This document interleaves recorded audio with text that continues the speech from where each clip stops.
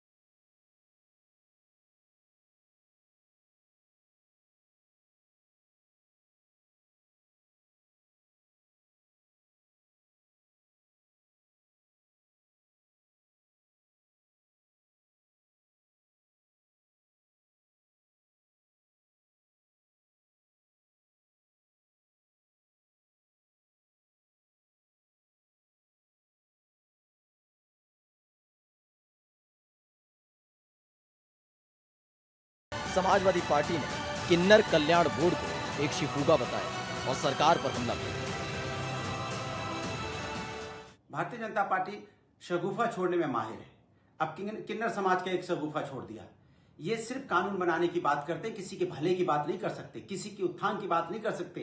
क्या आज तक 3.5 साल में इन्होंने किया किन्नर समाज के लिए? सिर्फ बातें करते हैं। इन्होंने तो गोरक्षा के लिए भी कानून बनाया था, तो गाय माता आज भी रोड पे घूम रही है। कहां इनका शेल्टर होम? इन्होंने महिलाओं की सुरक्षा के लिए तो रोमियो स्कर्ट बनाया था, वो भी दिखाई नहीं पड़ता। महिलाओं पर अत्याचार लगातार बढ़ता गया। तो ये सिर्फ बातें करते हैं, ये किसी भी समाज की मदद नहीं कर सकते।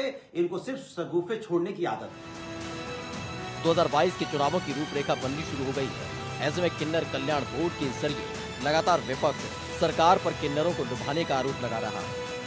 वहीं अगर किन्नरों के उत्थान की बात करें तो आज भी किन्नरों को मिले अधिकारों को धरातल पर उतारना टेढ़ी खीर रहा है।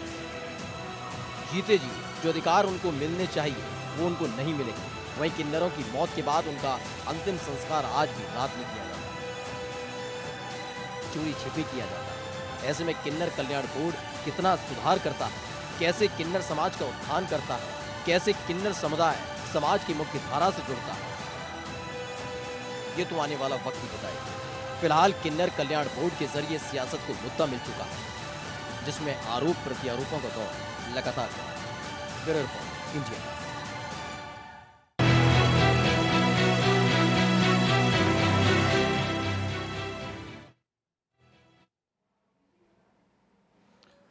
तो आज की बड़ी बहस में हम इसी पर बात करेंगे कि क्या किन्नर बोर्ड बनने से किन्नरों की तकदीर उत्तर प्रदेश में बदल जाएगी? क्या किन्नर बोर्ड का बहाना है 2022 पर निशाना है? क्योंकि ये सवाल विपक्ष की तरफ से आया है। किन्नरों के सहारे क्या 2022 के नैया पार लगेगी? पहला किन्नर कल्याण बोर्ड महाराष्ट्र में बना। महाराष्ट्र में किन्नरों की स्थिति में खासा सुधार नहीं हुआ। यूपी में पहले भी चुने जा चुके हैं किन्नर विधायक, और साथ ही साथ हम आपको बता दें कि मध्य प्रदेश की सरकार की तरफ से भी एक समग्र किन्नर कल्याण बोर्ड के गठन के बाद 2014 में की गई थी। उसके बाद उसका क्या हुआ? राजस्थान में भी किन्नर कल्याण बोर्ड वसुंधरा राजे के समय में बनाया गया, लेकिन आज दिनांक तक उस किन्नर कल्याण बोर्ड का अध्यक्ष कौन है ये किसी को पता नहीं। क्या किन्नरों के बोर्ड बनाए जाने से किन्नरों की व्यवस्था में सुधार हो जाएगा, उनकी तकदीर बदलेगी? इसी बड़े सवाल के साथ आज की बड़ी बहस हम शुरू करते हैं। हमारे साथ हमारे मेहमान जुड़ रहे हैं, उन मेहमानों से हम बात करेंगे, साथ ही इस पर पूरी चर्चा करेंगे। लेकिन उससे पहले हम आपको दिखाते हैं कि आखिरकार हमारे संवाददाता ने जब कुछ किन्नरों से बातचीत की इस पूरे मामले को लेकर के, तो उन्होंने क्या कुछ कहा है। के द्वारा किन्नर समाज के उत्थान के लिए किन्नर कल्याण बोर्ड का गठन करने की घोषणा की गई है। इसके बाद समाज से अपेक्षित रहने वाले इस वर्ग के लोगों को सरकार से काफ़ी उम्मीद है। इसके बाद इस समाज के जो लोग हैं उन्हीं के पास हम आए हैं, उनसे जानने का प्रयास करते हैं कि आखिर उनके लिए क्या समस्या आती है, जिन समस्याओं के लिए समाज उन्हें अपेक्षित महसूस कराता है। जिस तरह मेरे साथ में है, ये जानना चाहेंगे मैडम कि आप लोगों के लिए क्या दिक्कतें आती हैं इस समाज में? हमारी ये दिक्कत है, हम समाज में अच्छे से खुलकर जीना चाहते हैं, पर समाज हमें जीने नहीं देती है। हम कहीं जाते हैं, आते हैं, हमें देख के हंसते हैं, मजाक बनाते हैं। हम क्यों माँ बाप से पैदा नहीं है, जिन माँ बाप से ये लोग पैदा है। हम भी तो इंसान हैं, हम भी तो इंसान की तरह जीना चाहते हैं। बताओ, हैं हमारे तो माँ बाप हैं, पर माँ बाप का हमें कोई पता नहीं है, हमारे माँ बाप कहाँ पर है कहाँ नहीं है। ये तो भगवान की मर्जी है, किसी को कैसा बना देता है, किसी को कैसा बना देता है। कोई लंगड़ा है, कोई दूल्हा है, कोई कैसा है, कोई कैसा है। तो भगवान ने हमें हिजड़ा बनाया, हिजड़ा का नाम दिया है हमें। पर ये हमारी कोई मर्ज़ी तो नहीं है, ये हमारे माँ बाप की मर्ज़ी है, तो भगवान की मर्ज़ी ऊपर वाले की। पर ये है, हम कहीं रूम लेते हैं कि भाड़े पे, किराए पे, कोई हमें रूम देने को राज़ी नहीं होता कि नहीं किन्नर है, नहीं किन्नर है। तो बताओ, किन्नर इंसान नहीं होते क्या? किन्नर कोई भूत होते हैं, कोई बला होती है? बताओ। कहीं हम तो खुशी में जाते हैं, हम खुशी में आते हैं। जिनके घर में बधाई होती है, इतनी खुशी उनको नहीं होती जितनी खुशी हमें होती है। हमें इतनी खुशी होती है कि हमें पता है। पर ये है, भगवान ने हमारे नसीब में जो लिखा है वो हम जी रहे हैं। अपनी ज़िंदगी कैसे न कैसे हम भी चाहते हैं, हम भी लोगों की तरह जिए। जैसे लोग आजकल के लोग जीते हैं, अच्छे से एंजॉय करते हैं खुल के। हम भी चाहते हैं अच्छे से हम भी एंजॉय करें, खुल के जिए। पर क्या करें, हमारी जो मजबूरी है, बाहर जाते हैं, लोग देख के हंसते हैं, बुकलाते हैं, मजाक बनाते हैं, और घर में रहते तो एकदम घुटन सी होती है। तो ये हमारी ये परेशानी है, ये हमारी बहुत बड़ी प्रॉब्लम है। हम चाहते हैं अच्छे से हम खुल के जी सकें। अच्छा, आप लोगों की आय का कोई एक निश्चित साधन है कि नहीं है? क्या दिक्कतें आती हैं कभी आय को लेकर के आपको? हाँ, दिक्कतें क्या, बस यही है, अपने काट ही रहे हम टाइम, अपने जैसे हमसे टाइम कट रहा है। बस भगवान ने जैसा हमारी ज़िंदगी में लिखा है, हमारा आस नहीं है, हमारा औलाद नहीं है ना है। हमारा तो क्या है, एक आशीर्वाद देना है, अच्छे से प्यार से दुआ देनी है। ये भी भगवान ने हमें बनाया है। जो हमारी ज़बान में दुआ जो निकलती है तो वो लोगों को लगती है, दवा नहीं लगती, दवा काम नहीं करती। हम लोगों का आशीर्वाद काम कर जाता है। हम लोग जो अच्छा बोलते हैं वो अच्छा होता है, फिर भी समाज हमें अच्छा नहीं मानती है जो हम लोगों को अच्छा बोलते हैं। बस ये नहीं समझ। तो जिस तरह ये किन्नर समाज के लोग थे, उनका एक दर्द था कि समाज के प्रति इन लोगों की दुर्भावना नहीं होती है, लेकिन उसके बाद भी समाज इन्हें उस नज़र से नहीं देखता जिस नज़र की ये उम्मीद करते हैं। इनका ये कहना है कि सबसे बड़ी दिक्कत इनको आती है कि अगर ये कहीं किराए पे आवास भी लेते हैं तो आवास नहीं मिलता है। सरकार को इन दो चीज़ों के बारे में, इनके बारे में पहल करनी पड़ेगी, जिसकी वजह से ये अपने आप को सुरक्षित महसूस करें। Mahesh Yadav, India news, Aligarh. तो किन्नरों के लिए बोर्ड बनाने का फैसला सरकार ने किया है, इसे लेकर राजनीति शुरू हो गई है। लेकिन सवाल यह है कि किन्नरों की व्यवस्था, उनकी हालत आखिर कैसे सुधरेंगी। आप सब जानते हैं कि किन्नरों की जो आय का मुख्य स्रोत है, वो आय का मुख्य स्रोत महज लोगों से बधाई लेना है। किन्नर आज भी मुख्य व्यवस्था से बहुत दूर हैं। आपको एक वाकया बताता हूं राजस्थान का। जब एक किन्नर का सिलेक्शन पुलिस में हो गया, पुलिस विभाग में जब उसका सिलेक्शन हुआ, उसके बाद मेडिकल के दौरान पता चला कि एक किन्नर है, तो उसकी नियुक्ति को रोक दिया गया था। एक अच्छी खासी न्यायिक लड़ाई लड़ने के बाद एक कांस्टेबल पर किन्नर की नियुक्ति हो पाई। आप अंदाजा लगाइए कि उस देश में किन्नरों के अधिकार कितने दूर हैं। क्या महज किन्नरों को लेकर बातें करने से उनके अधिकार बदल जाएंगे? क्या उनकी शिक्षा, उनके स्वास्थ्य और उनके रहन सहन में सुधार को लेकर के सरकारों के पास किसी तरह का कोई रोड मैप है, यह भी एक अहम सवाल है। और आज किन्नरों को लेकर के चर्चा करेंगे। ये काफी महत्वपूर्ण है कि सरकार ने एक फैसला किया है किन्नर बोर्ड बनाने का। इसी पर आज हम सबसे बड़ी बहस करने जा रहे हैं। तो क्या बोर्ड बनने से किन्नरों की तकदीर बदल जाएगी, ये सबसे अहम सवाल है। किन्नरों को शिक्षा से जोड़ने का क्या प्लान है, किन्नरों के हालात में सुधार करने का क्या प्लान है, और सबसे बड़ी बात तो आप उन लोगों की मानसिकता को कैसे बदलेंगे जो किन्नरों को मकान देने से परहेज करते हैं, किन्नरों को घर देने से परहेज करते हैं। यह वही देश है जिसमें किन्नरों को अर्धनारीश्वर कहा गया। अपने बच्चे को आशीर्वाद दिलाने के लिए उनके पास जाने से कोई नहीं कतराता, लेकिन अपने घर में स्थान देने से हर कोई कतराता है। ना उनको आज कमरा मिल पाता है, ना ही उनको स्कूलों में एडमिशन मिल पाता है। और सबसे बड़ी बात देखिए कि कई बार उनको अपमानजनक स्थितियों से उस वक्त भी दो चार होना पड़ता है जब वे अस्पताल में जाते हैं। तो ये एक बड़ी महत्वपूर्ण समस्या है। समाज के भीतर की समस्याओं से कैसे निपटेगी सरकार, लोगों की मानसिकता को कैसे बदलेगी सरकार, और किन्नरों को शिक्षा, स्वास्थ्य और मकान जैसे अहम मसले क्या मिल पाएंगे, ये सबसे अहम सवाल हैं।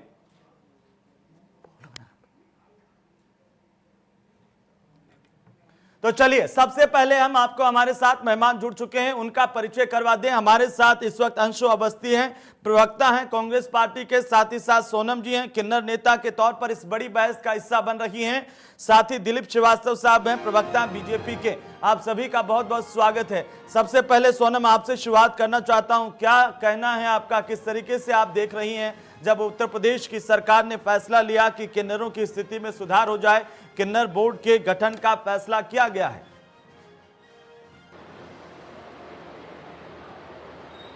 जी हेमंत जी, आपको बहुत बहुत धन्यवाद। आपने आज इस बहस को भारत में उत्तर प्रदेश राज्य जो देश के रीढ़ कहलाती है हमारे भारत के, हमारे पूर्व मुख्यमंत्री श्री माननीय अखिलेश सिंह यादव ट्रांसजेंडर बोर्ड बनाने के लिए 2011 में जब भी वो चीफ मिनिस्टर बन गए थे तो मैं उस समय उनसे रिक्वेस्ट की थी, और पूरे उत्तर प्रदेश में यदि पहला कदम किसी ने उठाया होगा ट्रांसजेंडर कम्युनिटी की समस्या को, तो वह माननीय श्री अखिलेश सिंह यादव जी हैं। और ये उनका लिखा हुआ जो उन्होंने भारत सरकार के उस समय तत्कालीन अर्जुन खड़गे साहब थे और भी कई लोग थे, उनको उन्होंने ये लेटर माननीय श्री अखिलेश सिंह यादव जी ने भेजे थे यहाँ से प्रस्ताव करके, और ये सारे उनके कैबिनेट ने पास करके दिया था। देखिए ये डॉक्यूमेंट है। उसके बाद में 4 साल तक भटकती रही। माननीय योगी जी मुझे कह रहे आप पार्टी ज्वाइन करिए। ये कोई तरीका है? हमारा विचार नहीं मिल रहा है भारतीय जनता पार्टी से। जबरदस्ती मुझे योगी जी फोन कर रहे हैं 2 बार 3 बार, जो आप समाजवादी पार्टी छोड़ दीजिए और हमारे पार्टी में आइए तभी हम बोर्ड बनाएंगे। अभी मैं 2 दिन पहले जो है सम्मानीय सुनील बंसल जी बहुत अच्छे इंसान है, हमारी उनकी बहुत अच्छी व्यक्तिगत संबंध है। उत्तर प्रदेश में मैं स्वयं सुप्रीम कोर्ट गई थी, और हमारी किन्नर जो अभी किन्नर बोर्ड भारत सरकार माननीय नरेंद्र मोदी जी और माननीय थावरचंद गहलोत जी जिसके संरक्षक हैं, और हमारी लक्ष्मी नारायण त्रिपाठी और कई किन्नर, कई बुद्धिमान जो पढ़े लिखे, जो टैलेंट है, जिनके पास एजुकेशन, जो समाज को डील कर सकते, वो उनकी सदस्य बनाई गई। अभी मैं उत्तर प्रदेश राज्यपाल माननीय श्री राम नायक से मिलके मैंने पूरे प्रोसेस कराई, पर इनका ये देखिए ये सारे हैं उनके कागजात पर। भारतीय जनता पार्टी माननीय श्री योगी आदित्यनाथ जी का कहना है हमारे पास किन्नर नहीं है पढ़े लिखी। किसी ने कह दिया हम माननीय अखिलेश जी यादव के कार्यकर्ता हैं और उनके पास नहीं है, तो भैया किन्नर आप अपना बना दीजिए, किसी को पढ़े लिखे को उनको बना दीजिए बोर्ड में। ये तो स्वतंत्र, मेरी मांग है ये स्वतंत्र इंडिपेंडेंट बॉडी होना चाहिए। सरकार आती जाती रहती, कुर्सियां आती जाती रहती है, हमारी मर्जी हम जिस पार्टी सोनम जी आप जो बातें कह रही हैं देखिए उसमें राजनीतिक बातें भी हैं, और आप बात कर रही हैं, लेकिन आप अखिलेश यादव की बात कर रही हैं। 2011 में उन्होंने मसला उठाया था, लेकिन उसके बाद क्या हुआ आखिरकार उसको लेकर के भी अखिलेश यादव से सवाल पूछा जाना चाहिए। अब आप मैं आता हूं आपके पास सोनम जी। अमूमन इस मुद्दे पर मीडिया बात नहीं करता। अमूमन इस पर चर्चा नहीं होती। और आज सोनम जी हम दावे के साथ कहना चाहते हैं कि इस मसले पर हम जिम्मेदारी के साथ बहस कर रहे हैं। सरकार चाहे किसी की भी रहे, अधिकार नागरिकों को मिलने चाहिए। अंशु अवस्थी जी सुन रहे मुझे? अंशु अवस्थी जी, सोनम जी कह रही हैं कि अखिलेश जी ने तो वादा किया था, कहा था कि किन्नर बोर्ड का गठन करेंगे, लेकिन किन्नरों का कुछ हुआ नहीं।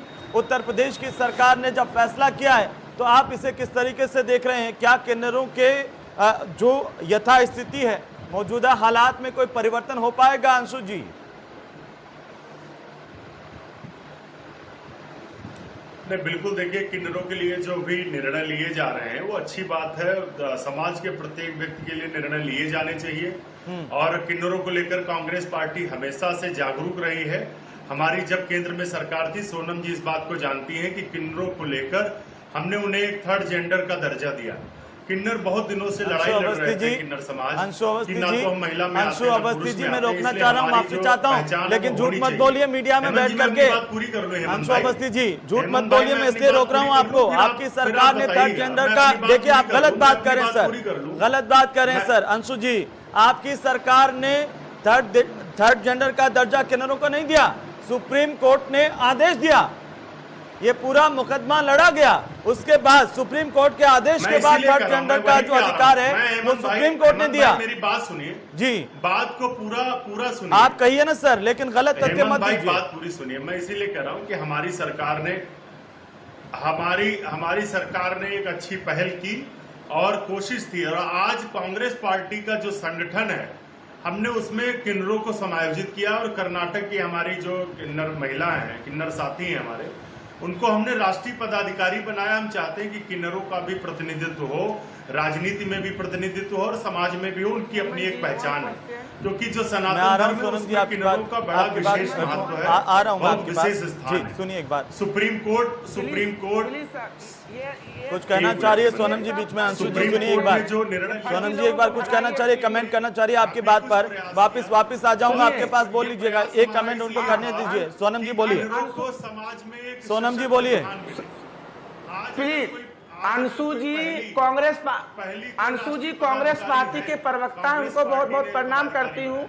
मैं स्वयं कांग्रेस की राजनीति करी, माननीय राहुल गांधी से मैं स्वयं मिली थी जाकर, और मैं सोनिया जी से मिली। मैंने रिक्वेस्ट करी थी, प्रधानमंत्री मनमोहन सिंह जी से जाके मिली थी मैं। उस समय मैंने उनको बोली थी भारतवर्ष में ट्रांसजेंडर कम्युनिटी किन्नर समाज के लिए कुछ करिए, और 25 लाख किन्नर है भारत में, हम भी समाज के अंग हैं, हम लोग भी पढ़ना लिखना चाहते, क्यों नहीं भारत सरकार के अंदर 2 बार प्रधानमंत्री। मैं 5 साल तक कांग्रेस की राजनीति करी और मैं नॉमिनेट काउंसलर मात्र मुझे अशोक गहलोत जी ने बनाए थे। मैं अशोक गहलोत जी का बहुत बहुत धन्यवाद करती हूँ। नगर निगम की पहली किन्नर पूरे देश की जो राज्य सरकार द्वारा नॉमिनेट काउंसलर बनाई गई थी। पर ये जो कांग्रेस पार्टी कह रही है, इनका कोई विकल्प नहीं है। फिर भी मैं भारतीय जनता पार्टी की प्रधानमंत्री नरेंद्र मोदी जी को मैं धन्यवाद देना चाहती हूँ। वो 100 साल जी, उनकी आयु लंबी हो, और हमारे प्रधानमंत्री जी ट्रांसजेंडर कम्युनिटी के लिए सोचने का काम किए। और उत्तर प्रदेश में यदि किसी ने सोचने का काम किया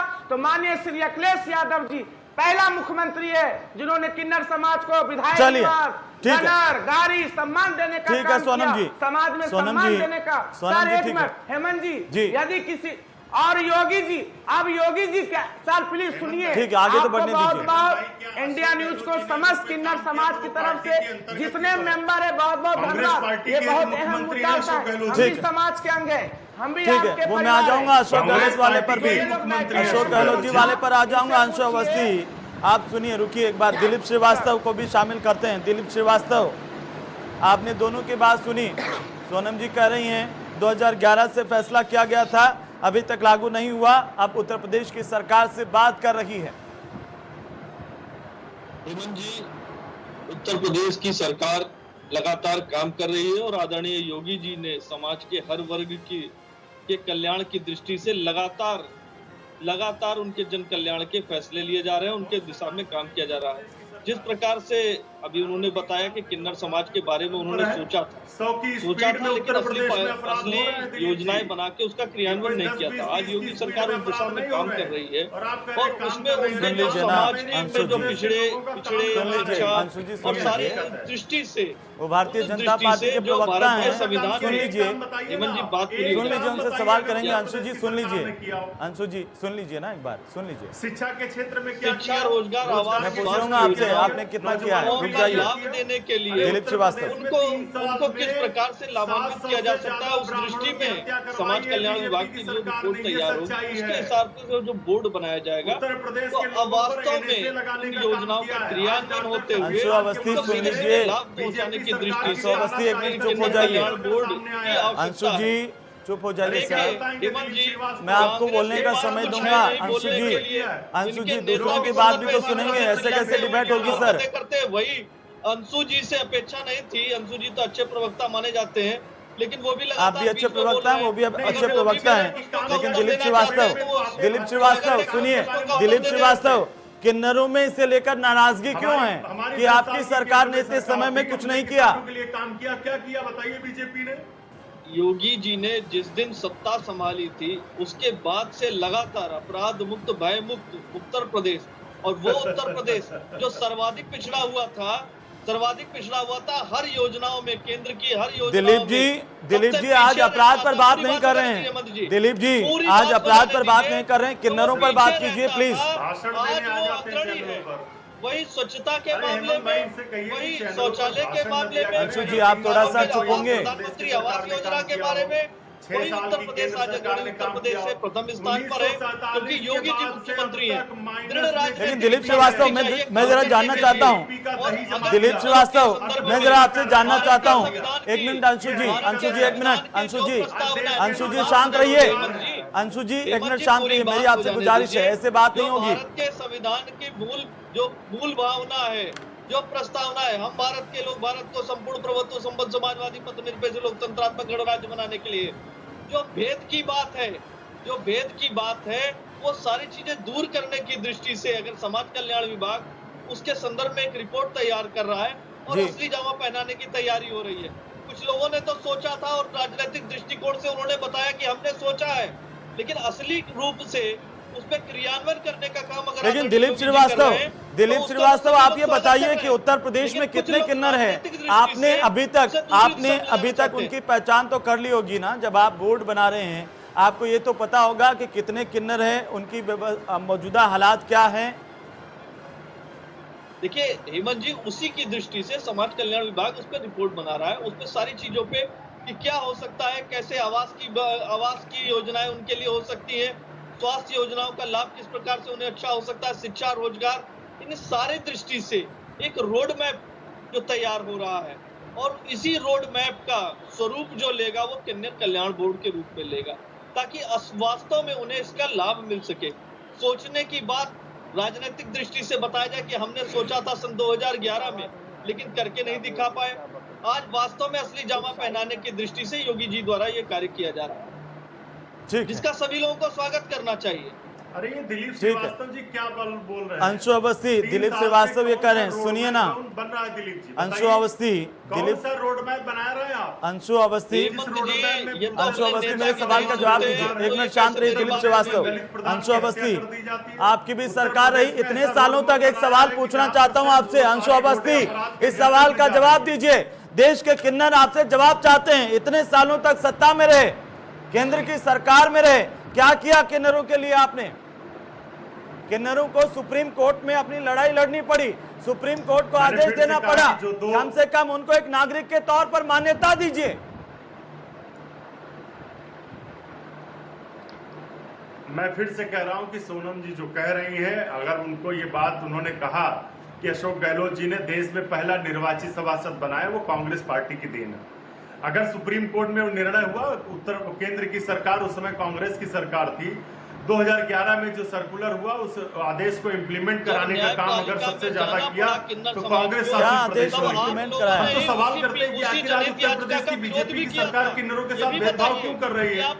आखिर 2011 का जो निर्णय है उसे क्यों नहीं जल्द से जल्द लागू किया जा रहा? अंशु अवस्थी सुनिए, अंशु अवस्थी 1 मिनट सुनिए, मेरे सवाल का जवाब दीजिए। उत्तर प्रदेश के नौजवानों के लिए जो वादे अभी आप विपक्ष में हैं वो ठीक बात है, लेकिन जब आप सत्ता में थे और अब आप कह रहे हैं कि हमने इतना कुछ कह दिया, मेरे सवाल का जवाब दीजिए। अंशु अवस्थी सुन रहे हैं मुझे आप? अंशु अवस्थी, सुप्रीम कोर्ट ने अपने आदेश में कहा था कि किन्नरों को अन्य पिछड़ा वर्ग की श्रेणी में माना जाए। सुनिए तो सही सर, आपको आवाज नहीं आ रही? अंशु अवस्थी, अंशु अवस्थी आपको मेरी आवाज नहीं आ रही? आप अनवरत बोले जा रहे हैं। मैं कह रहा हूं सुप्रीम कोर्ट ने कहा कि किन्नरों को ओबीसी में दर्जा दिया जाए। सुन लीजिए सर, सुन लीजिए। अनुभवी लोग नहीं है, ये अनुभवहीन सरकार है। कौन अनुभवी नहीं है? इनको उत्तर प्रदेश, अरे भाई आप तो अनुभवी है ना, ये लोग इतने अनुभवी है कि अभी कोई अनुभवी है या नहीं है? आप तो अनुभवी थे ना। 70 साल में क्या किया किन्नरों के लिए? आज किन्नर इस हालात में क्यों है? ये सवाल आपसे नहीं पूछा जाएगा। रोडमैप कहाँ जा रहा है?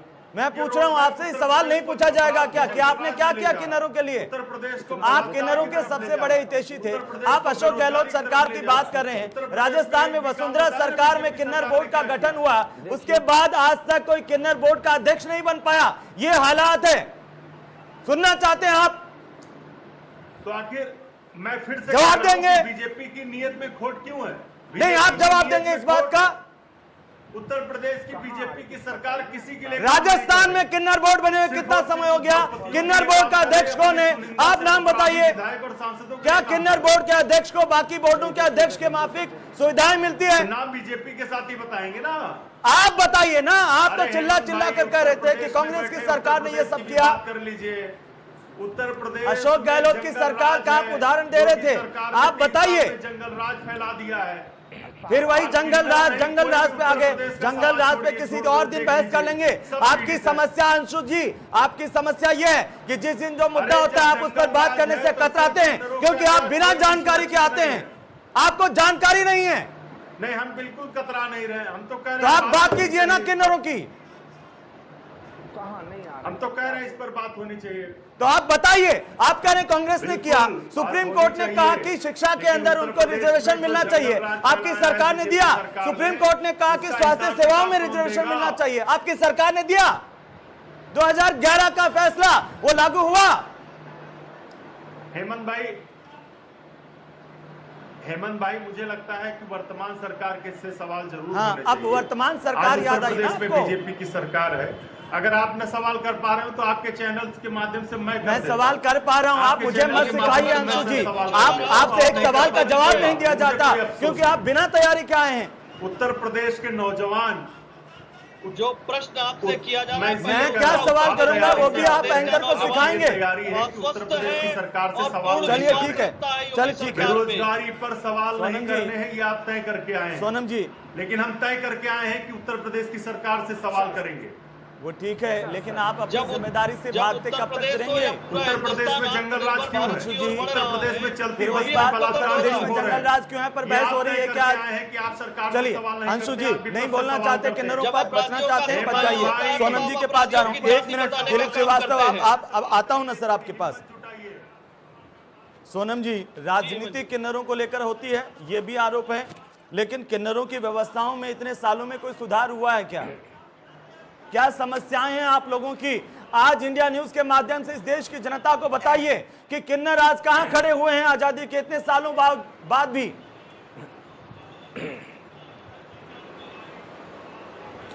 सबसे प्रथम प्रभु राम जी ने हम लोगों से आशीर्वाद लिए हैं।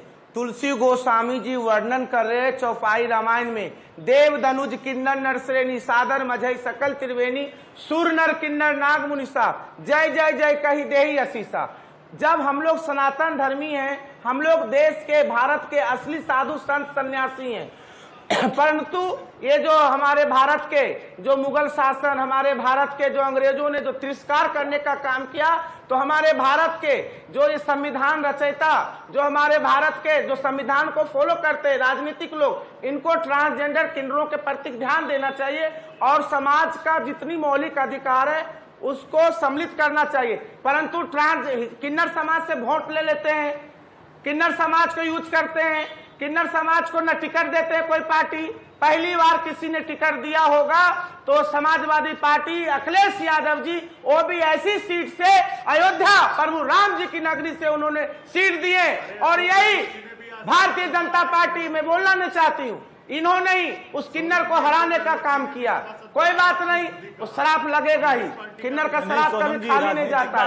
जिन्होंने भी बेईमानी से हराया तो ये लोग सम्मान भी। सर क्या परेशानी होनी हो रही है? हेमंत जी मौजूदा जो व्यवहारिक मुद्दे हैं मौजूदा स्थिति यह है, न मारेंगे न मारने देंगे, न प्यार करेंगे न करने देंगे, न प्यार करेंगे न करने देंगे, न मारेंगे मरने देंगे। यह जो किन्नर समाज की मौलिक अधिकार की जो बात है, हमारे सर्वोच्च न्यायालय सुप्रीम कोर्ट, इन्होंने 7 बेंच ने हमें मान्यता दी और उन्होंने हमें शिक्षा में बराबरी का अधिकार, latrine bathroom toilet bus stand पे, हमारे क्या नाम है ट्रेनों में, हमारे हर संस्थाओं में अलग मेल फीमेल ट्रांसजेंडरों का होना चाहिए और हम लोगों के लिए काउंटर अलग होना चाहिए, सारी सुविधा। जब भारत में 3 लिंग है, स्त्री पुल्लिंग ट्रांसजेंडर, तो क्यों विलंब हो रही? आज फिर भी मैं माननीय प्रधानमंत्री श्री नरेंद्र मोदी जी को एवं थावरचंद गहलोत जी को बहुत बहुत धन्यवाद देती हूं। उनकी आयु लंबा हो, वो स्वस्थ रहे, मुस्कुराते रहे। परंतु उत्तर प्रदेश राज्य में जिस प्रकार से माननीय योगी आदित्यनाथ जी आप सोनम को ले आओ भारतीय जनता पार्टी में, तभी हम ट्रांसजेंडर बोर्ड गठन करेंगे। ये क्या बात हुई भाई? दिलीप श्रीवास्तव, हम सोनम जी क्या कोई समाजवादी करेगा तभी आप उनके अधिकारों की बात करेंगे? सोनम जी, मैं आपके सवाल का जवाब दे रहा हूँ। दिलीप श्रीवास्तव बताइए। आप ही के चैनल पे दिखाया जा रहा है, थैंक यू किन्नर सर, कल्याण थैंक यू बोर्ड बनने जा रहा है और इस दशा में किसी नेता ने सोचा था, समाजवादी पार्टी ने सोचा था। मैं तो सीधा सवाल कर रहा हूँ, सोनम जी कह रही हैं कि योगी आदित्यनाथ जी उनको फोन करके कहते हैं कि आप बीजेपी ज्वाइन कीजिए तभी हम बोर्ड का गठन करेंगे, ऐसा क्यों है? स्वास्थ्य आवास योजनाओं का लाभ उनको सीधे सीधे मिल सके, इस दिशा में जो रोड मैप तैयार हो रहा है समाज कल्याण विभाग द्वारा, वास्तव में उनको लाभान्वित करने की दृष्टि से हो रहा है। जो पहले कभी नहीं किया गया वो आज होने जा रहा है और उत्तर प्रदेश के यशस्वी मुख्यमंत्री योगी आदित्यनाथ जी द्वारा किया जा रहा है। दिलीप जी, और जहां तक जवाब है क्या अयोध्या का प्रश्न किया, अयोध्या के जनमानस ने भारतीय जनता पार्टी का साथ दिया। इस सवाल का जवाब है क्या आपके पास? सोनम जी कह रही हैं कि योगी आदित्यनाथ जी उन्हें फोन करके कहते हैं कि वे बीजेपी ज्वाइन करेंगी तभी किन्नर बोर्ड का गठन होगा। ये कौन सा शासन हुआ? नहीं, ऐसा ये तो शुद्ध राजनीति हो गई ना सर। ये तो फिर विपक्ष कह रहा है, कांग्रेस कह रही है कि आप राजनीतिक फायदे के लिए कर रहे हैं, तो गलत क्या कह रहे हैं? गठन की बात आपके चैनल के द्वारा दिखाई जा रही है। मैं तो आपको प्रशंसा करूंगा आपके चैनल की और आपकी, हेमंत जी, इस दिशा में आप चर्चा कर रहे हैं और योगी सरकार द्वारा इसका गठन करने किया जा रहा है। मुझे एक सवाल का जवाब दीजिए। इस दिशा में सुनिए दिलीप श्रीवास्तव, मुझे एक सवाल का जवाब दीजिए। दिलीप श्रीवास्तव, आपको मेरी आवाज नहीं जा रही है क्या? बिल्कुल जा रही है और मैं तो आप चुप होइए ना, मेरे को सवाल तो पूछ लेने दीजिए सर। मैंने सवाल किया कि सोनम जी कह रही हैं कि योगी आदित्यनाथ जी फोन करके कहते हैं कि जब तक बीजेपी ज्वाइन नहीं करोगे किन्नर बोर्ड का गठन नहीं करूंगा। उसका आपने जवाब नहीं दिया। चलिए सुनिए मेरी बात। उत्तर सोनम जी दे सकती हैं।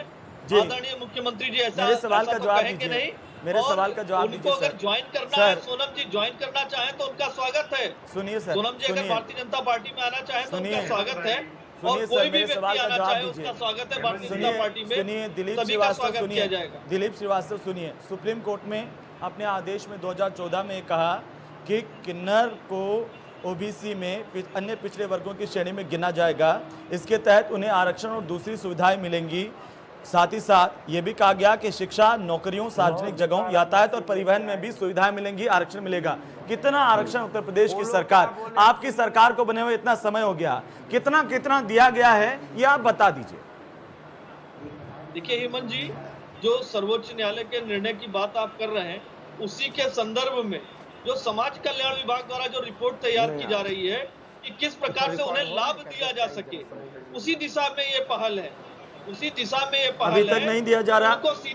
6 साल से ज्यादा तो केंद्र की सरकार को हो गए। देखिए सुप्रीम कोर्ट ने तो 2014 में 2011 में कहा, सुन तो लीजिए दिलीप श्रीवास्तव, अगर आपको 6-7 साल लग जाते हैं ये सोचने में, तो ये भी तो सोचने वाली बात है कि आप तो सिर्फ राजनीति के लिए कर रहे हैं, चुनाव नजदीक आ रहे हैं तो आप किन्नर बोर्ड का ऐलान कर रहे हैं। ये क्यों नहीं विपक्ष का जो सवाल है, विपक्ष के जो आरोप हैं, उनको सही माना जाए? उत्तर प्रदेश में योगी जी ने सत्ता संभाली तब से लगातार काम हो रहे हैं और तो आप बता दीजिए ना सर, दिलीप श्रीवास्तव बता दीजिए ना, लगातार काम हो रहे हैं। तो सुप्रीम कोर्ट ने तो कहा था कि आरक्षण दिया जाए। आपने कितना आरक्षण किन्नरों के लिए रिजर्व किया है उत्तर प्रदेश की सरकार में? शिक्षा में कितना आरक्षण है? बाकी की सेवाओं में कितना आरक्षण है? यातायात परिवहन में भी सुविधाएं मिलेंगी, क्या सुविधाएं दे रहे हैं वो तो बताइए। यह सब तो बिना बोर्ड के भी दिया जा सकता है, लेकिन सरकार की मंशा होनी चाहिए सर। न्यायालय के निर्णय किए गए हैं, उसी निर्णय के परिप्रेक्ष्य में किन्नर कल्याण बोर्ड का गठन किया जा रहा है। चलिए ठीक है, अंश आप जवाब नहीं देना चाह रहे, अंशु अवस्थी कुछ कहना चाह रहे हैं? अंशु अवस्थी जी, उनको पूरा लाभ मिल सके। जी अंशु अवस्थी जी कुछ कहना चाह रहे हैं? जी हेमंत भाई। जी हेमंत भाई, मैं यही कह रहा हूँ, देखिए आप वर्तमान जो सत्ता में बैठे लोग हैं जो झूठ बोलकर सत्ता में आए हैं, आप उनसे सवाल कर रहे हैं, उनके पास जवाब है। हो सकता है वाकई में किन्नरों की स्थिति बड़ी दयनीय है उत्तर प्रदेश में, और जो सुप्रीम कोर्ट का आदेश है उसके निर्णय का पालन होना चाहिए। सोनम जी की जो बात है, वाकई में किन्नरों की जो दशा है वो बहुत दयनीय है। लेकिन दुर्भाग्य है कि आज उत्तर प्रदेश में ऐसी सरकार बैठी है जो ना तो किसी वर्ग का कल्याण कर रही, ना किसी समाज के लोगों का कर रही है, न नौजवान का कर रही, न शिक्षा मित्र का कर रही, न अनुदेशकों का। प्रत्येक वर्ग से, प्रत्येक नौजवान से वादा किया था, शिक्षा मित्रों से वादा था, अनुदेशकों से था, किन्नरों से था, बेरोजगारों से था, किसानों से था, लेकिन आज किसी का वादा पूरा नहीं हो रहा। आज उत्तर प्रदेश में मैं हेमंत भाई जो कह रहा हूँ बात, मैं जंगल राज जो शब्द है वो जंगल राज शब्द इस पर भी लागू होगा। तो यानी कि अंशु जी जहाँ आपकी सरकार है जिन राज्यों में, वहाँ तो किन्नरों को पूरा अधिकार मिल गया होगा। इतनी प्रतिबद्ध पार्टी है हर वर्ग के प्रति, जहाँ आपकी सरकार है वहाँ तो किन्नरों को पूरा अधिकार मिल रहा होगा। वहाँ तो किन्नरों के लिए व्यवस्था होगी, उनके आजीविका के साधनों की, उनको शिक्षा में अधिकार मिल गया होगा, उनको चिकित्सा दूसरे सेक्टर्स में अधिकार मिल गया होगा। बताइए हेमंत भाई। जी हेमंत भाई, देखिए आपका जो सवाल मुझसे है उसका जवाब सोनम जी ने खुद ही दे दिया है। सोनम जी तो आरोप लगा रही है कि आपकी सरकार ने कुछ नहीं किया। पहला कोई पार्षद किन्नर बनाया तो वो कांग्रेस की सरकार। अरे भाई, पार्षद किन्नर बनाने से कुछ हो जाएगा क्या? एक किन्नर को पार्षद बनाने से पूरे समाज का बदलाव, पूरी मानसिकता का बदलाव हो जाएगा क्या? मैं देखिए, मैं इस डिबेट में जिन मुद्दों को लेकर के चर्चा करना चाहता था, किन्नरों के बुनियादी मुद्दे, आप लोगों ने उस पर बात नहीं की। लेकिन चलिए आप ये तो बता दीजिए ना, ये तो बता दीजिए कि अब तक क्या काम हुआ।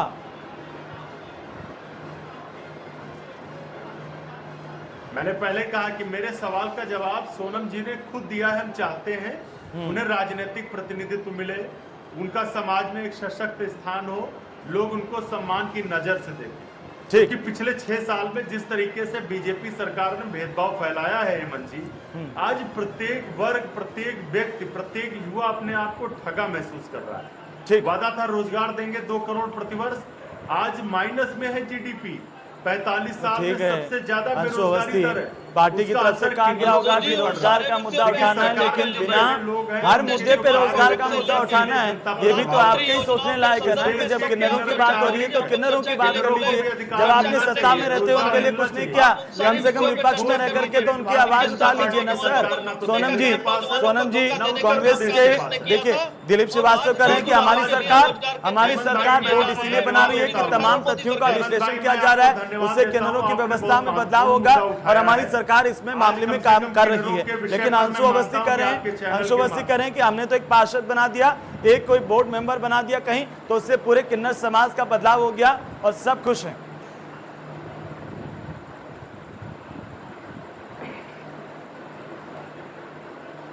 सर हकीकत में देखा जाए तो पूरे राजनीतिक पार्टी किन्नर समाज के साथ मजाक का बात बना के देते हैं। तो उस मुद्दे पर बोलिए तो सही ना सर। तो ये लोग आनाकानी की सरकार उसे देखे, थोड़ा भी अगर शर्म मची हो तो किन्नरों के लिए ठीक है। एक बार सोनम जी को सुन लीजिए ना सर, सुन लीजिए जी।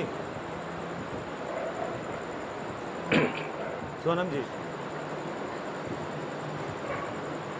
हेलो। हाँ सोनम जी हेमंत जी बोलिए। आवाज आ रही है सर? आ रही है बोलिए। हेलो बोलिए।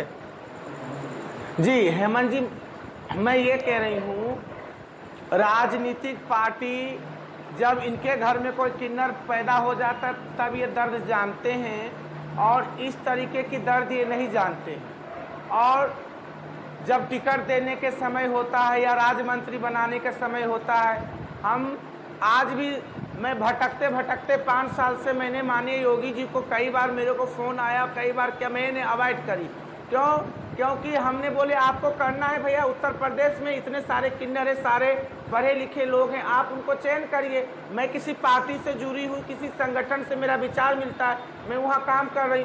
अब ये कौन सा जिद है? अभी मैं सुनील बंसल जी का भी फ़ोन आया, उस दिन मैं गई, बायोडाटा मंगाए, मैं देख के आई, और उन्होंने सम्मान दिया, प्रेम किया, भाव किया, मैंने उन्हें इज्जत दी है।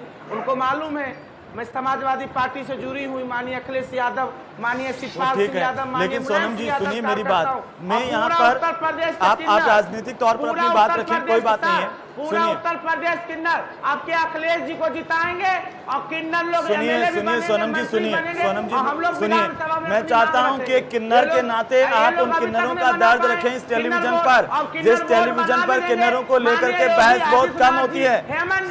सोनम जी सर प्लीज 1 मिनट, अगर सोनम जी अगर आपने राजनीतिक बात कही, मैंने नहीं तो कहा, सुनिए तो। योगी आदित्यनाथ जी, हमारे योगी आदित्यनाथ जी बाल ब्रह्मचारी हैं, ना उनके परिवार है, किसको जिताएंगे किसको नहीं जिताएंगे, देखिए आप इस पर बहस करने के लिए हम यहाँ पर नहीं बैठे हैं। सोनम जी, समाजवादी पार्टी का गुणगान कर सोनम रहे जी हैं, मेरी बात सुनिए, मेरी बात सुनिए। आज आपको उत्तर प्रदेश की जनता, आज आपको देश की जनता सुनना चाहती है। सुनिए सोनम जी, योगी आदित्यनाथ जी क्यों नहीं बनाए? योगी आदित्यनाथ, सोनम जी आप बताइए। समझ गई है, परंतु किसी किन्नर को बुलाना चाहिए। सॉरी हेमंत जी, उसके लिए मैं खेद प्रकट करती हूँ, आप लोगों को बुरा लगा होगा। सुनिए सोनम जी, मेरा एक सवाल सुनिए, आपको मेरी आवाज आ रही है? सोनम जी मेरी आवाज आ रही है आपको? सोनम जी आपको मेरी आवाज आ रही है? जी सर आ रही। मैं चाहता हूँ एक किन्नर के तौर पर आप ये बताएं, उत्तर प्रदेश की सरकार तक भी आवाज जाए और देश की जनता तक भी आवाज जाए कि आज उत्तर प्रदेश में कितने किन्नर हैं, उनके सामने क्या क्या समस्याएं हैं। कैसे बताएंगे किन्नर के तौर पे? वो तो समाजवादी पार्टी का गुणगान कर रहे हैं आपके चैनल पे बैठ के हेमंत भाई। पहला तो किन्नर समुदाय किन्नर बोर्ड बने, उसमें किन्नर ही अध्यक्ष हो, किन्नर ही उपाध्यक्ष हो, 12 किन्नर सदस्य हो, और आईएएस ऑफिसर सचिव हो, जितना एक कैबिनेट मंत्री स्तर का दर्जा है, पूरा प्रोटोकॉल दिया जाए, अध्यक्ष और उपाध्यक्ष को मेंबरों की तनख्वाह दी जाए 1 लाख रुपया पर मंथ, जितनी और संस्थाओं को पावरफुल है उतना पावरफुल बनाया जाए, और बाबू भवन में कमरा दिया जाए। या ना सिर्फ नाम झुंझुना दे देंगे योगी आदित्यनाथ जी और कहेंगे हमने बना दिए। जब आप किसी पे आरोप लगाते हैं ना अंशु जी, तब आप खुद भूल जाते हैं कि आप किसी पार्टी के प्रवक्ता हैं। अगर वो अपनी पार्टी का पक्ष रख रही हैं तो मैं रोक नहीं सकता उनको, क्योंकि आप भी अपनी पार्टी का पक्ष रख रहे हैं। वो खूब करें, वो किन्नर समुदाय के बारे में बताएं जो हेमंत भाई, मुझे कोई आपत्ति नहीं है पार्टी का प्रचार करने के लिए। मुझे आपत्ति ये है कि वो किन्नरों की भेष में बैठकर किन्नरों की देखिए, व्यक्तिगत तौर पर किसी पर आप टिप्पणी नहीं करें अंशु अवस्थी, आपको ये अधिकार नहीं है, क्योंकि आप तो खुद राजनीतिक व्यक्ति हैं। अगर क्या आपको इस बात से दर्द है कि सोनम जी राजनीतिक व्यक्तित्व नहीं हो सकती हैं? इस बात से दर्द है कि वो समाजवादी पार्टी की नेता क्यों हैं? मुझे दर्द ये है कि आपके मैं सवाल कर रहा हूँ ना उनसे, एक मिनट सोनम जी, मैं बीजेपी कांग्रेस उनसे पूछते, लाओ दिखाओ तुम्हारी सोनिया गांधी, तुम्हारी राहुल गांधी, दिखाओ तुम्हारी भारतीय जनता पार्टी किसी ने लेटर लिखा, तो उसके बारे में उन्हें बताना चाहिए। किसी ने लेटर लिखा? यदि किसी ने लिखा है तो समाजवादी पार्टी की पूर्व मुख्यमंत्री अखिलेश जी ने लेटर लिखा। देखिए अगर कोई किन्नर होती तो इनका लिखा हुआ नहीं है। सोनिया गांधी जी को, राहुल गांधी जी को, देखिए की सरकार को, लिखने से नहीं कांग्रेस ने राष्ट्रीय बदतमीजी से अंशु बात न करना। मैं मोहन भागवत जी की बेटी हूँ सोनिया गांधी जी और मैं माननीय मोदी जी का सम्मान करती हूँ। लगातार अपने औकात से बैठना, चैनल पे मिसबिहेव न करना, सम्मान से बैठना। लिखा अवस्थी, मैं फिर आपको कह रहा हूँ व्यक्तिगत टिप्पणी मत कीजिए, वो अपनी बात रख रही हैं। प्रस्ताव पास किया है व्यक्तिगत टिप्पणी मत कीजिए अंशु अवस्थी जी। कोई व्यक्तिगत टिप्पणी नहीं तो आप जब अपनी पार्टी का पक्ष रख रहे थे, आप बात रख रहे थे, तब उन्होंने टोका बीच में। आप जब राहुल गांधी सोनिया गांधी का नाम लेते टोका उन्होंने बीच में। चलिए, यदि किसी ने एक मिनट। ट्रांसजेंडर कम्युनिटी के बारे में कोई प्रस्ताव भेजा हो तो कागज लाइए। चलिए एक मिनट मैं दिलीप श्रीवास्तव आपके पास आना चाहता हूँ। सोनम जी 1 मिनट शांत हो जाइए, 1 मिनट शांत हो जाइए। अंशु अवस्थी 1 मिनट शांत हो जाइए, 1 मिनट अंशु अवस्थी शांत हो जाइए, शांत हो जाइए सर। अंशु अवस्थी शांत हो जाइए 1 मिनट। दिलीप श्रीवास्तव जी, सोनम जी कह रही हैं कि किन्नरों का भला तब होगा जब बोर्ड का अध्यक्ष किन्नर होगा, उसको पूरा प्रोटोकॉल मिलेगा और साथ ही साथ कैबिनेट मंत्री का दर्जा जो बाकी बोर्ड के अध्यक्षों को दिया जाता है वैसा ही किन्नर के बोर्ड के अध्यक्ष को दिया जाए और साथ ही साथ सदस्य भी किन्नर हो, तब कुछ सुधार हो पाएगा। अच्छी सोच है सोनम जी की जी, और होना भी यही चाहिए। समाज कल्याण बोर्ड जिस प्रकार से रिपोर्ट तैयार कर रहा है और निश्चित तौर पे मान के चलिए यही होगा ही। जो जिस समुदाय की बात की जा रही है उस समुदाय का नेतृत्व भी उसी समुदाय का व्यक्ति करेगा, लेकिन सोनम जी नहीं हो सकती। सोनम जी जिस प्रकार से किन्नर समुदाय के बारे में ना बताते हुए समाजवादी पार्टी का गुणगान कर रही है, अगर आदरणीय अखिलेश जी ने उस समय पत्र लिखा था, अब आप भी गलत कर रही हैं। कल्याण बोर्ड क्यों नहीं बना, क्यों नहीं कल्याण बोर्ड उस समय बना? अगर आपने उस समय अखिलेश जी के बारे में आपने बताया कि अखिलेश जी ने ये किया, तो क्या अखिलेश जी ने कितने किन्नर समुदाय के लिए आवास की व्यवस्था की, कितने लिए उनके लिए रोजगार सृजित करने का काम किया या कोई कॉलोनी स्टैब्लिश करने का काम किया, ये बताना चाहिए उनको। ठीक है सोनम जी बताइए। दिलीप श्रीवास्तव जो सवाल उठा रहे हैं, दिलीप श्रीवास्तव जो सवाल उठा रहे हैं सोनम जी, उसका जवाब दीजिए। पार्टी का गुणगान कर रही है, ठीक है, आप समाजवादी पार्टी अब सुन लीजिए दिलीप श्रीवास्तव। दिलीप भैया, दिलीप श्रीवास्तव जी 1 मिनट। की समस्या दिलीप श्रीवास्तव जी, मैं तो बनना नहीं चाहती हूँ, तुम्हारे मुख्यमंत्री मुझे फोन करते हैं, माननीय योगी आदित्यनाथ जी, सोनम जी मेरे पास किन्नर नहीं है, मैं तो हमारे कोई किन्नर बन जाए मुझे गर्व होगा, मुझे फख्र होगा हमारा किन्नर समाज बना, और नहीं तो तुम लोग सारी कैसे बन जाओ। आप तो किन्नरों के हितैषी हैं, फिर किन्नर की बात सुनने में आपको तकलीफ हो रही है क्या? सुन लीजिए सोनम जी, वो सवाल उठा रहे हैं, जवाब दीजिए। जब आप अखिलेश यादव की बात करती हैं तो उनके शासन में बोर्ड क्यों नहीं बन गया? फिर उनके शासन में बोर्ड क्यों नहीं बन गया? उनके शासन में किन्नरों को सुविधाएं क्यों नहीं मिल गई? बिल्कुल सिर्फ लेटर लिखने से बात बनेगी क्या सोनम जी? बिल्कुल राइट सर, राइट। हाँ बिल्कुल नहीं, उन्होंने भारत सरकार को, खरगे साहब जी उस समय देखिए सूचना अधिसूचना लाके, उस समय भारत सरकार को खरगे जी मंत्री थे, विपक्ष के नेता थे, उन्होंने पूरी प्रस्ताव बना दिए थे, केंद्र में फाइल रोक दिया गया था, फिर सुप्रीम कोर्ट का आदेश, सुप्रीम कोर्ट, और मैं तो बनना भी नहीं चाहती हूँ, क्यों मुझे भारतीय जनता पार्टी प्रेशर बना रही है? बना दो, किसी किन्नर को बनाओ, मुझे गर्व होगा भाई, हमें नहीं बनना।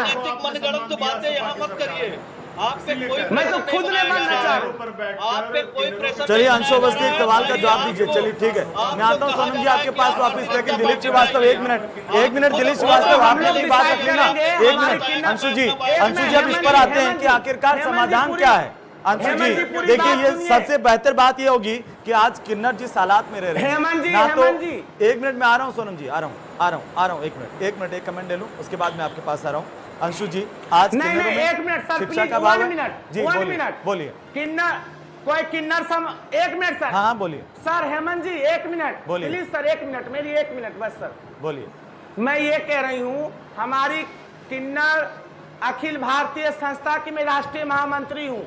इंदौर में हमारी पायल किन्नर जी अध्यक्ष है, एकता जोशी, पूरे भारत के किन्नर का एक संगठन है, वो डिसाइड करेगा कोई किन्नर उत्तर प्रदेश से अध्यक्ष कौन बनेगा नहीं बनेगा। हम तो बनने की तैयार नहीं हूँ, ये कह रहे हैं आप पार्टी की ठीक है, वो एक राजनीतिक तौर पर आरोप लगा सकते हैं, आप भी तो लगा रही हैं ना। मैं इनसे भी बात कर रहे हैं, आप वो एक राजनीतिक तौर पर बात कर रहे हैं। एक पत्र किसी मुख्यमंत्री का आपके किसी एक हेमंत हम क्यों नहीं, इसने सर हेमंत जी सर जिन्होंने आगे प्रस्ताव भेजा उसकी मैं तारीफ करूंगी।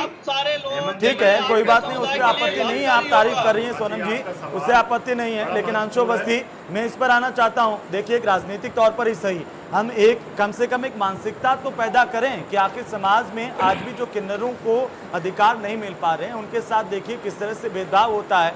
कोई उनको कमरा देने को तैयार नहीं है, स्कूल में एडमिशन देने को तैयार नहीं है, कई जगह अस्पताल में जाते हैं तो डॉक्टर इलाज के लिए तैयार नहीं होते हैं। ये स्थितियां सुधरेगी कैसे? आप क्या सुझाव देना चाहते हैं?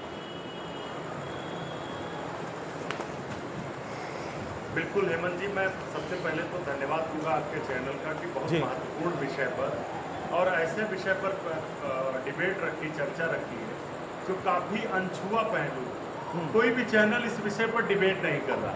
सारे न्यूज चैनल सुशांत और रिया पर डिबेट कर रहे हैं। आजकल सुशांत राष्ट्रीय समस्या बन गया। वो आप आ जाइए सुझाव पर सर, बहुत लंबा खींचते हैं। किन्नरों की स्थिति वाकई बहुत दयनीय है। उनके जो अधिकार हैं उनको किस तरीके से मजबूत किया जाए, सशक्त किया जाए जी, इसको लेकर हमारी राय है कि जल्द से जल्द उत्तर प्रदेश में किन्नर बोर्ड का गठन हो। ठीक है। उत्तर प्रदेश में जो मंत्रालय हैं उनमें किन्नरों को भी प्रतिनिधित्व मिले।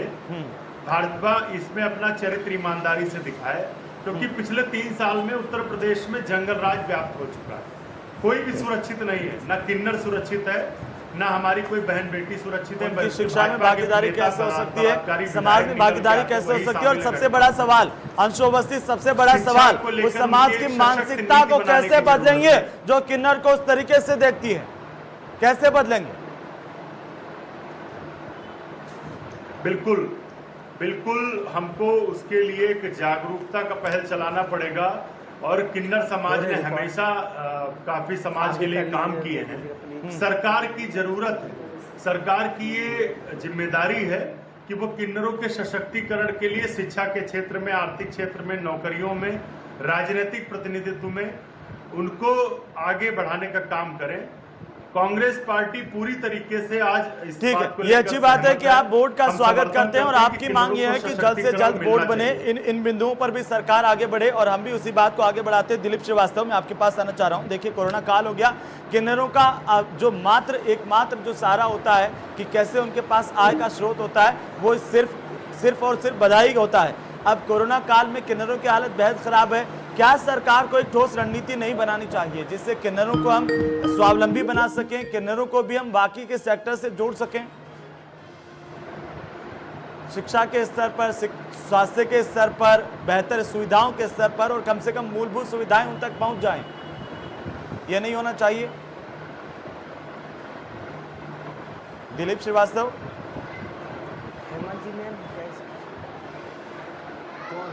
दिलीप जी सुन रहे हैं आप मुझे? श्रीवास्तव के पास जवाब ही नहीं है। दिलीप जी, 3 साल में कुछ किया तो है नहीं। दिलीप जी के पास आवाज नहीं जा रही है। लेकिन सोनम जी, उत्तर प्रदेश में जंगल राज फैला हुआ। चलिए ठीक है। अंशु अवस्थी, एक मिनट। अंशु अवस्थी, एक भी उत्तर प्रदेश के नौजवान, अंशु अवस्थी जी, एक मिनट शांत हो जाए ना सर। आप इतना, आपको समय दिया हूं ना, आप फिर क्यों बोल रहे हैं इतना बीच में? सोनम जी मेरी आवाज आप सुन रही है ना? सोनम जी को दिखाइए, क्या जवाब देंगे? सोनम जी, आज किन्नरों के हालात को सुधारने के लिए आप क्या कहना चाहती हैं? यहाँ बैठ करके सरकार क्या करें शिक्षा, स्वास्थ्य, रोजगार के मसले पर, ये बताइए। मैं ये चाहती हूँ, जो हमारी परंपरा है किन्नर समाज का, प्रभु राम जी के जमाने से चलती हुई आ रही है, बधाई लेने का, नेग लेने का, वो प्रथा हमारी बनी रहे। और जो किन्नर पढ़े लिखे हैं, जो देखिए आज जो नए जनरेशन में किन्नर आए, वो डीएम बने, कलेक्टर बने, जज बने, हमें कोई इतराज नहीं। जो हमारी पूर्वजों से जो बुढ़े बुढ़े किन्नर हैं, अब उनको नौकरी कहाँ देने जाएंगे?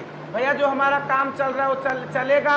और सामाजिक स्तर पे हमें पहले हमारा, अभी चलो, मैं भारतीय जनता पार्टी जी के प्रवक्ता जी बैठे हैं, असली नेता हैं, तो माननीय योगी जी से हमारे लिए यही मांग कर ले, पंचायती राज चुनाव आ रहा है, मात्र 2% सीट रिजर्वेशन किन्नरों के लिए करा दीजिए। चलिए, ये आपने बहुत बड़ी बात कही, ये आपने बहुत बड़ी बात कही। और सोनम जी, इसमें थोड़ा सा जोड़ना चाहता हूं, क्योंकि देखिए आर्थिक तौर पर आपने बुजुर्ग किन्नरों की बात की, उनके पास तो बधाई का पैसा भी अब नहीं होता और कोरोना काल में ये भी सब बंद हो गया। ऐसे में इन किन्नरों को क्या कुछ आर्थिक सहायता भी सरकार की ओर से होनी चाहिए, उस पर भी आवाज बुलंद होनी चाहिए और ये आवाज पहुंचनी चाहिए सरकार की ओर से, देनी चाहिए। क्योंकि बाकी लोगों तक जब कहा जा रहा है कि उनकी हालत खराब हुई तो उनको मासिक आर्थिक सहायता के तौर पर 2000, 3000, 8000 की बात हो रही है, किन्नरों के लिए क्यों नहीं हो रही है? आपने बहुत महत्वपूर्ण सवाल उठाया। दिलीप श्रीवास्तव, अगर मेरी आवाज को सुन रहे हैं, किसी दिलीप श्रीवास्तव, एक आप आखिरी कमेंट में आपसे लूंगा, उसके बाद खत्म करेंगे। बिल्कुल हेमंत जी हेमंत जी, कोरोना संक्रमण काल की जिस तरह से आपने बात कही, हाँ। नेक पे आधारित रहती है किन्नर समुदाय की आर्थिक स्थिति। इस स्थिति को देखते हुए मैं लखनऊ के परिप्रेक्ष्य में और अन्य जिलों में भारतीय जनता पार्टी ने सेवा बड़ा प्रस्तुत करते हुए आदरणीय राजनाथ जी ने स्वयं लखनऊ के संसदीय सीट पे तमाम किन्नर समुदाय के लेकिन ऐसे जो बुजुर्ग किन्नर है उनको भी सरकारी व्यवस्था के साथ जोड़ते हुए सेवा की बात बता रहा हूँ दृष्टिकोण से। इसके साथ ही जो बात आपने रखी आर्थिक पैकेज की, वो निश्चित तौर पर स्वागत करने योग्य है। इस विषय पे भी एक नई बात है। और साथ साथ देखिए दिलीप जी एक और ये बेहतर बात होगी, चाहे जो लोग कहें कि राजनीति कर रहे हो तो कहने दीजिए कि राजनीति कर रहे हैं, लेकिन सोनम जी कह रही हैं कि पंचायती राज के चुनाव आ रहे हैं, कम से कम 2% सीटें किन्नरों के लिए आरक्षित करने का काम सरकार करे। ये सबसे बड़ी बात होगी अगर वाकई आप प्रतिनिधित्व देना चाहते हैं प्रदेश के किन्नरों को। पार्टी टिकट देगी। दिलीप श्रीवास्तव जी ये कह दीजिए कि सरकार पंचायती राज में 2% सीटें किन्नरों के लिए आरक्षित करेंगी, स्थानीय स्तर पर प्रतिनिधित्व मिलेगा।